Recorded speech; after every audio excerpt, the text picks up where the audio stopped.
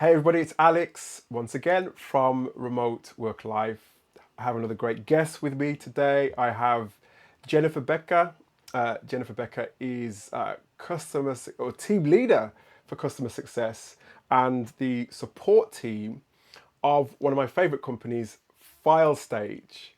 And a couple of weeks ago, I was speaking to Nicholas, who is the CEO, founder of File Stage, and he recommended that I speak to Jennifer, and I was just so happy that he got the recommendation that we're here now, Jenny, and I'm just so glad to have you on the podcast. So you're very welcome. Thank you. Really appreciate the invitation.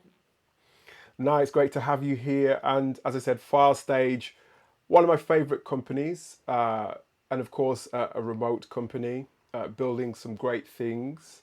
What I wanted to know from you, Jenny, is well, I suppose we could begin by you telling us a bit about yourself. Just fill us in a bit about you and your background. Sure. So my name is Jenny, as you said already. I'm 28 years old, working now in the SaaS industry with a quite diverse background in the past.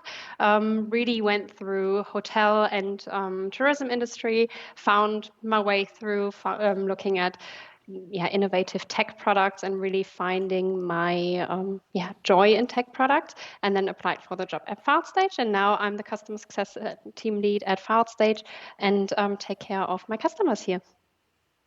No, it's great. It's a great story, and I think it's a very interesting career that you've developed.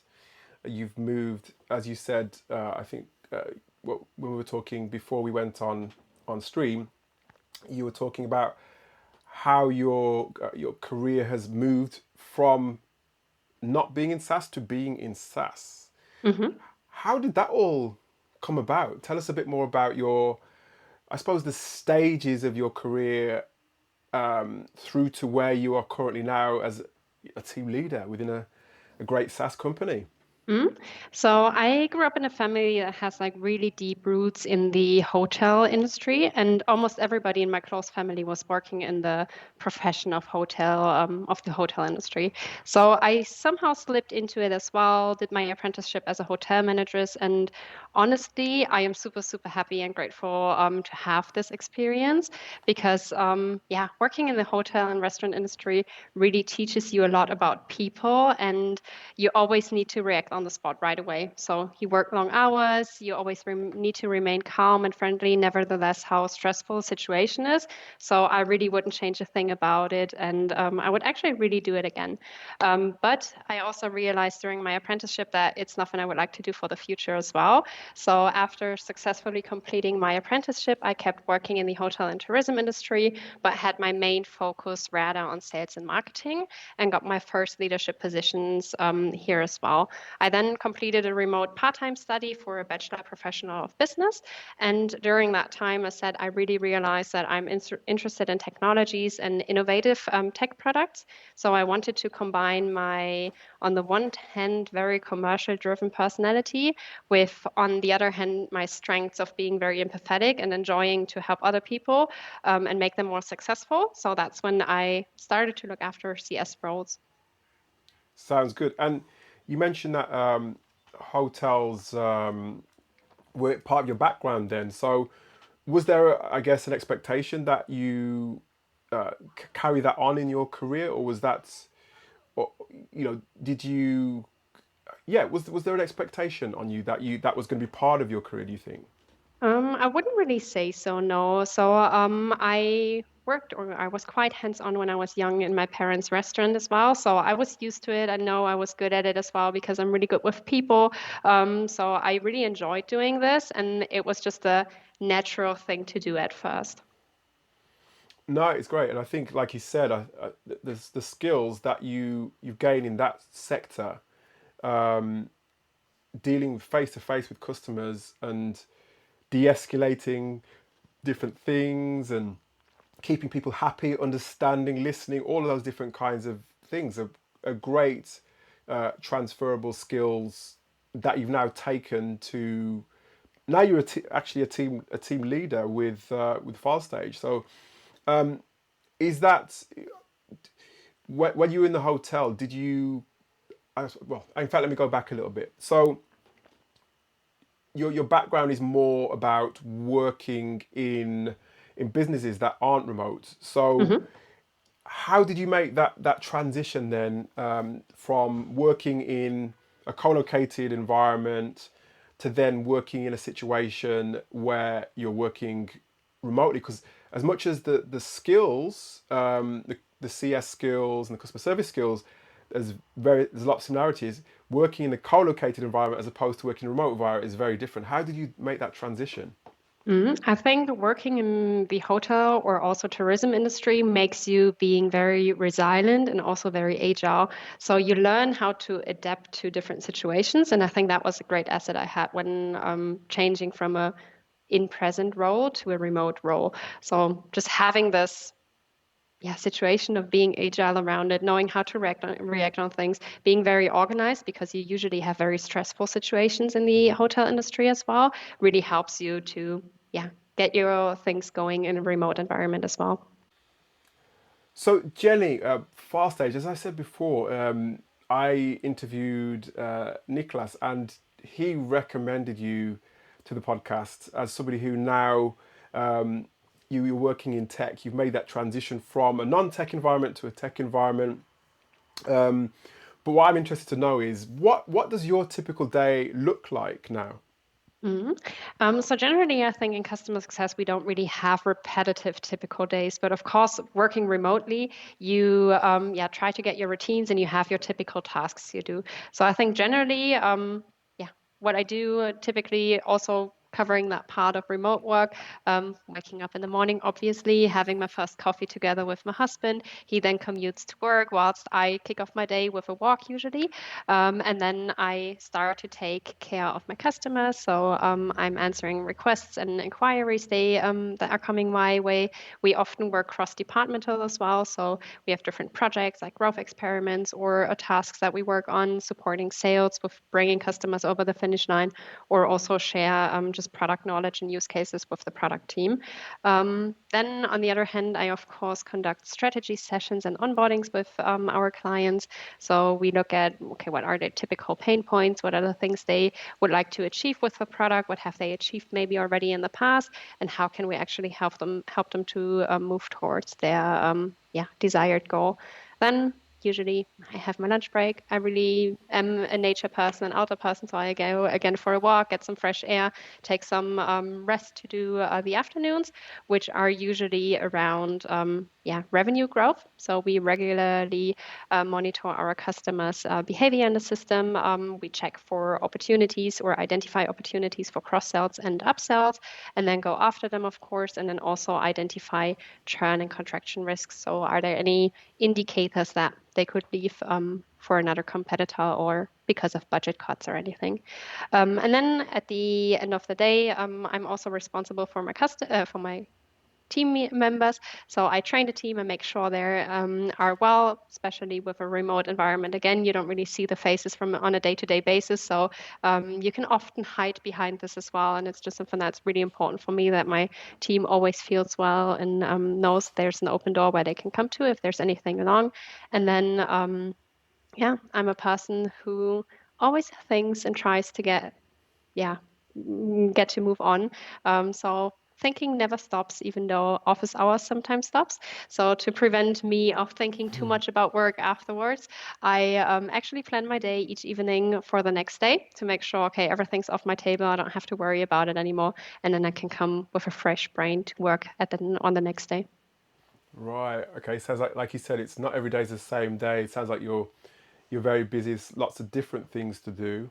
But yeah, you're a bit like me. I also plan what's to come the next day, and then my mind it kind of releases my mind, and I'm able to sort of relax and wind down from work. So that's a good point. It's a good Yeah, point. most And definitely. and for you, because you've transitioned from hotels in in a collocated environment, in a sort of physical environment where you've got physical contact with, or at least direct contact with the people that you're either working with or your customers, to an environment where, like you said, you're fully remote, where you get to see, or you don't get to see your teammates and people that you work with as much. But what I'm interested to know Jenny, is was remote work a deliberate choice for you? 100% yes. So my grandfather always worked remotely, and I always admire to do so as well because it allows you to work from a place wherever you're comfortable. And I am definitely not and I am definitely not a person feeling comfortable in big cities or commuting to work. So I really enjoy being able to live out in the countryside, taking my lunch breaks for nature walks, and just yeah, having my furry friends around me. Furry friends, what have you got? What Uh, animals do you have? we actually have a dog, so we have a miniature pinscher who's always around me. So yeah. Lovely. And I think it's funny, the number of people I've interviewed, and I've tried to find out about how they came to be working remotely. What is often the case, and is the case for you, is that they've seen somebody either in their family, in their direct family, or close friend has worked remotely, and that's inspired them. And it sounds like your grandfather inspired you. What was it that he did? I can't really tell. I think it's really abstract to, if you speak to people that do not work remotely, it often has the stereotype of people sitting at home in the bathrobe, binge watching Yes. Netflix and just trying to keep their mouse busy. And it's actually not the case. So I think what, yeah, inspired me or excited me about remote work was being close to the ones you like the most and being in an area you're comfortable with. So, working in an office previously, I know I tend to like silence. And if you don't have a single office, you do have people around you the whole time and people speaking to you. And I can't get zoomed in if I have this environment. So, really having or building that own environment where you can deliver your best work is what, yeah, attracted it to me. Same, absolutely the same here. And I love what you just said there in terms of being in an environment that you love and around the people that you love the most. Again, for me, um, my family, I've got kids. It's my, it's my, I have the ability to be around people, but also create that environment myself where I can work my best. And it sounds like you're doing the same thing. And tell me though, I mean, you're doing lots of things, lots of great things with Fast Stage. You mentioned how you go about your day, but how did you know that your current role was the right one for you? Because that's always a difficult thing for sometimes people to figure out. How did you know that your current role is right for you? Mhm. So generally, I think the customer success profession is really, really multifaceted. So I really, really enjoy this part of it. I'm a person that really drives when I can come up with creative ideas to solve complex problems or create some complex workflows and at the same time help people to achieve their desired outcomes without having repetitive days. So this would be the one part, and the other part is I'm a really commercial driven person. So combining all these little parts and things that I am really really good at, additionally with learning new things from different industries each day, was what got me hooked on the job. And where did you find this particular job? Because I know right now there's just so many different resources out there. There's job boards. There's so many different places, and I think it sometimes can be quite difficult to know where to look for certain jobs, and it's sometimes quite difficult as well to know. Well, when you're doing a due diligence, uh, to actually understand that that company and that role is something that's right for you. But where did you discover your job? Mhm. So something that is especially important for me is the environment I work in, as I said already. Hmm. So I was looking for a remote job, but I think the culture of the company is super, super important as well. So I had my eyes open on LinkedIn actually and looked at yeah, different job posts, but also what did the people actually say about the company they work for. So what are the advertisements they do? What are the things they just post on a regular basis? And what's the let's say message that comes across. So I actually found my job on LinkedIn as well. I really, really like the LinkedIn job ad files they had because it was really, really yeah, well written. I could find myself in this job advertisement, and it was really, really personal as well. It was not this Right. typical. This is the requirements we have. Are the specifics we have, and these are your responsibilities. Yeah, it's another thing is that sometimes when you look on places like LinkedIn, not just LinkedIn but job boards, you you read the job descriptions and they're very, one job description reads very similar to another. So it's very difficult to craft a good job description. It sounds like File Stage has done that. They've crafted something that has drawn you into the role, and obviously now you're in the role, and it's things that you expected or were they talked about in the job description have materialized, and um, it's good to it's good to actually see and understand that there are companies that can still write job descriptions because there's so many that do such a bad job of it. What steps did you take to actually then, once you've discovered that job, what steps did you take to apply for the role after that? hmm so as I said, I first got hooked by the job advertisement because, yeah, it was just like really personally written, and you could really read that Fartsich was taking care of his or their employees. So I actually checked the different rating tools that you have to see, okay, what are the insights other employees have said about Fartstage.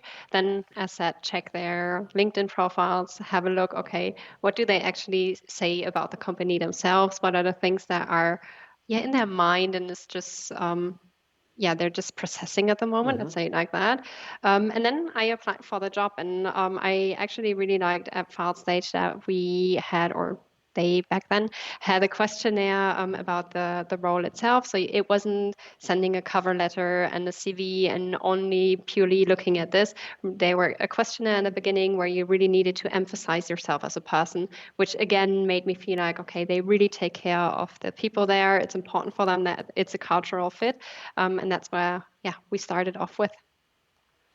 I like that. And again, there's a lot of attention that when people are hiring managers, they pay a lot of attention to resumes. They pay a lot of attention to cover letters. In this instance, it sounds like having a questionnaire can help the person who's hiring, and it also help you as the person applying for the role to understand what's in the mind of the people who work within that company. And it's a lot more revealing than just having somebody send you a CV, isn't it, or a resume. So no, Yeah. I like that. Um, Actually, another question is, what is it like to actually to work for your team? What's that like? hmm so I honestly really love working for FartStage, and not only for my CS team and just the general team of FartStage, because I think the founders have done a very, very good job in creating a culture that is really taking everybody on board. And as being 100% remote, we do have a quite diverse team. We have different cultures, and we bring everything together. We're socialized, we're like-minded people, and we just all try to do our best work here. And additionally, being in a scale up with Outstage now, it of course allows you also to do things outside of your role. So I really appreciate having the ability to cross-functionally just grow my horizon with doing different tasks and talking to different people, talking to different cultures there as well. And remind me, because like you said, Fast Edge fully remote.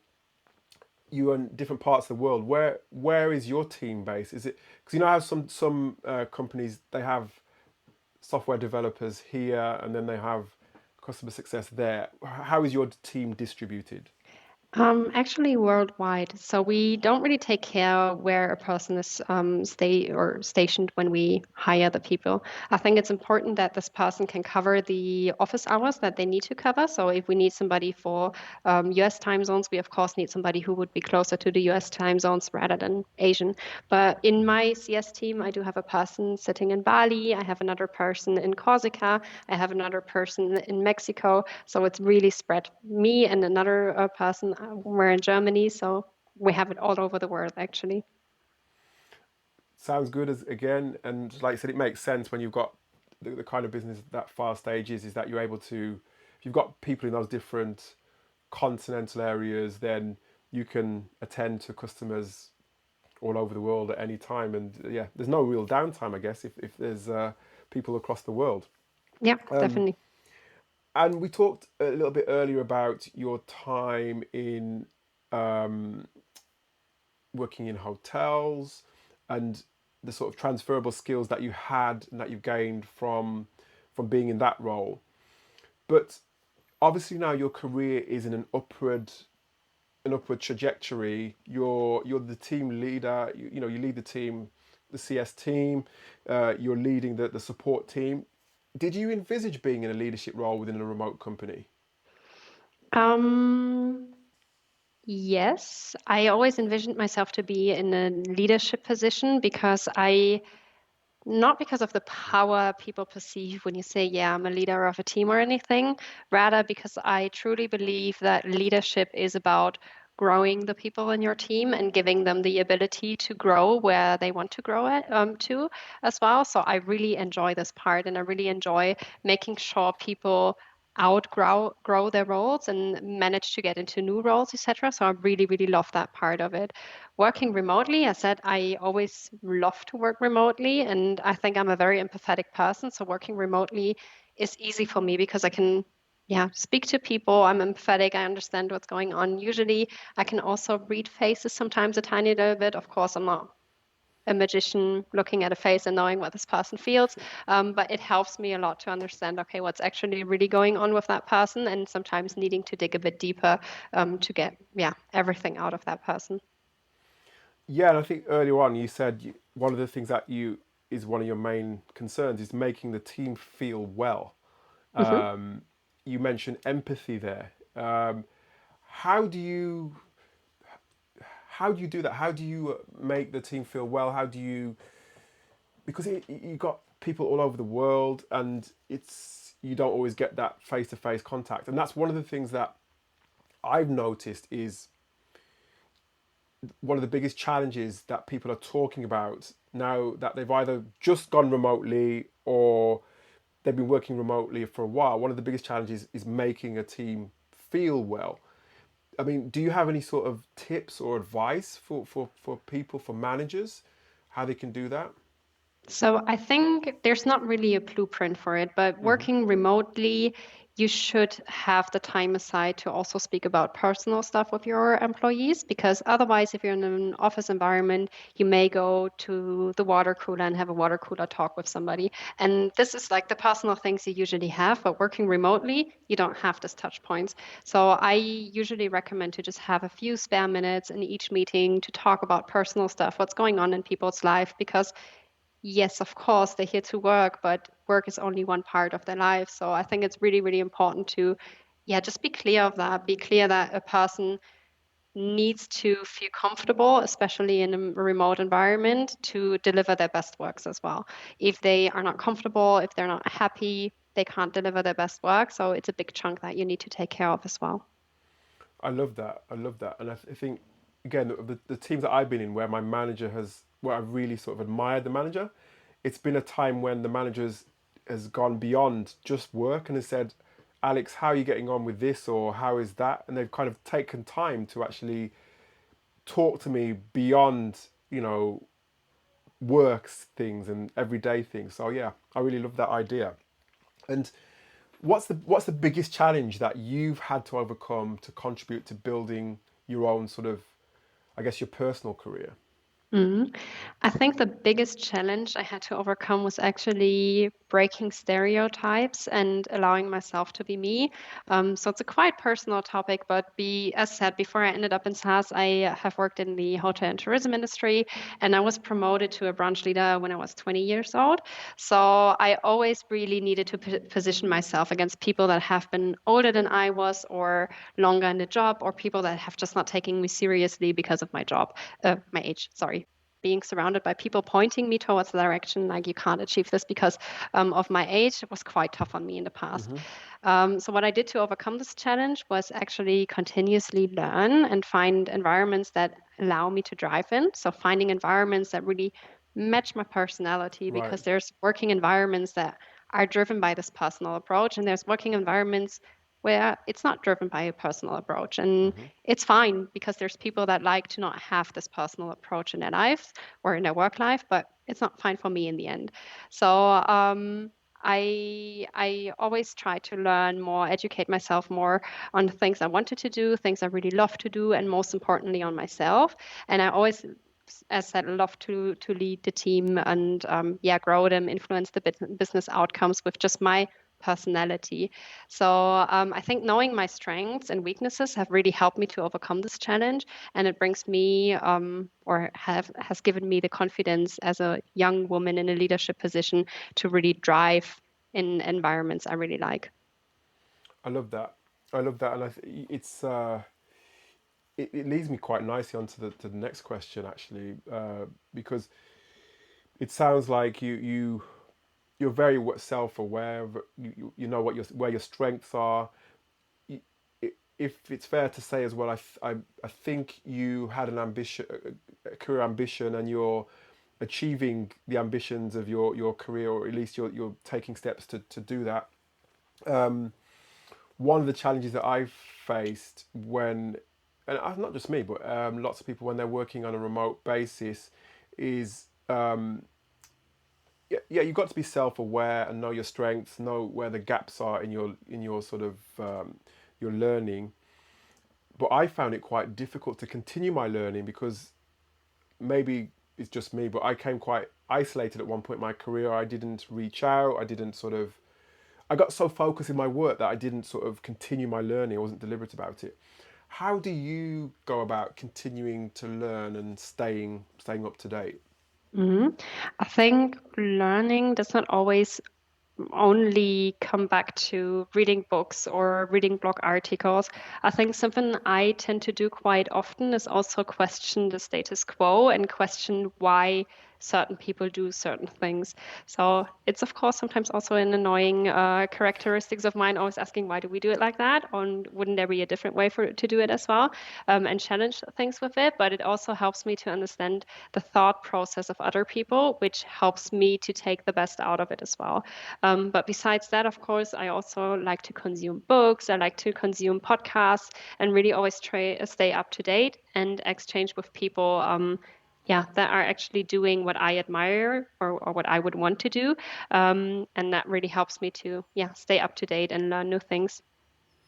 That's great, and I think I assume you then pass those sorts of things onto your team to kind of encouraging them to with their own learning. Um, and of course, you're building a great team. Nicholas is building a great team within file stage as well. Um, and I guess you're a big part of building that team, given that you're a team leader, you're a manager, you've got management responsibilities. The business itself is growing. There's plans to grow the business as well. What and I guess what and how are you growing and building the team within Firestage? How do you do that? hmm so I think there's not really a blueprint for this, but I think the most important thing to grow your team and to, yeah, ensure everybody is growing their personal life or personal career as well, is finding the right people with the right mindset. I think you're able to teach skills, but you're not able to change the mindset of a person. So for me, working in a scale up, I look for people that are driven to learn and grow, and at the same time aren't afraid to fail sometimes as well and get their Right. hands dirty. And I think having a similar mindset within a team is really building a strong alliance that is generally caring for each other, that always assumes best intent from each other, Hmm. and that always try to go the extra mile for one another. And I think like truly having this very very close team can move mountains sometimes, by just working together and having the right people on board. This now sounds a tiny little bit like having people that are always like-minded, have the same characteristics, but I don't think that is necessarily needed. I think it's even better to have characteristics that are, yeah, not like differentiating a bit from each other. So the Right. mindset needs to match, but you have to have different characteristics because they will challenge each other, they will bring up new Yes. ideas. And I think that's really, really important to drive a team. No, I love that idea because if I mean obviously everybody thinks the same way, then how are you going to sort of grow? How are you going to develop? How are you going to, like you said, you want people in a way challenging the status quo as you mentioned, asking questions and always growing and developing themselves. Yeah. No, it And sounds great. often the weaknesses and strengths are completing each other. So if somebody has a weakness on the one hand, the other person might have the strength, and then they can pull together, and we have great outcome of it. No, I like that. And Nicholas was talking about, he didn't go into too much detail last time about some of the plans and the growth of the business of File Stage. What what do you have in mind for your team, and what's in store for File Stage? What's in the future for File Stage as you see it? Mhm. So I think we're currently in a quite challenging market, and I think, yeah, everybody needs to think outside of the box. And I think my team is a really, really good example of how you can bring many different heads together to achieve great things. So we have people that are really, really creative. We have people that are super, super organized and like to document stuff. And I think this brought together can lead to very, very good things.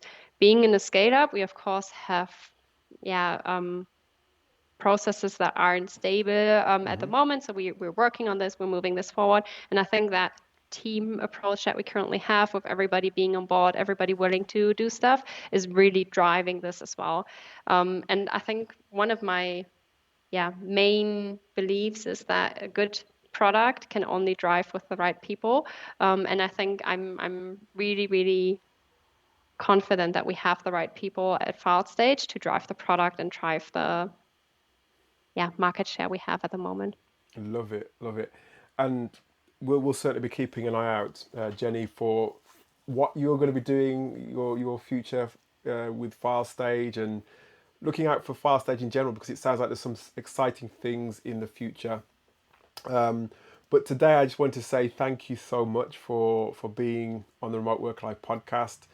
And maybe, I mean, I've got so many more questions that I want to ask you, but I know you've got a busy day ahead, so maybe we could have a part two in the future, but who knows. But I just want to say for now, thank you so much for being with me today. Thank you as well, Alex. It was really nice.